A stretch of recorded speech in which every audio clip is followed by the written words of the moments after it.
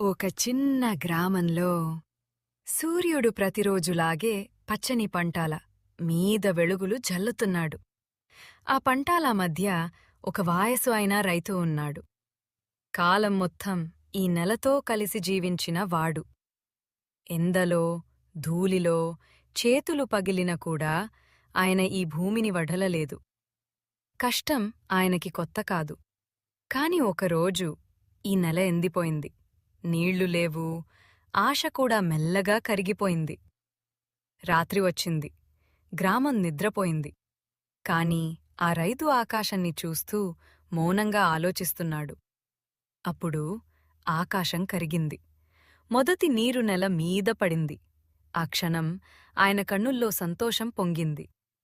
కాలం గడిచింది. ఈ నెల మల్లిపచ్చాగా మరింది. పంటలు గాలిలో ఆడుతూ కొత్త జీవితాన్ని చెప్తున్నాయి. సూర్యుడు అస్తమిస్తున్నాడు. ఆ రైతు నవ్వుతున్నాడు. ఈ భూమి ఆయనకి అమ్మ. ఆ రైతు ఈ నెలకి ప్రణామం.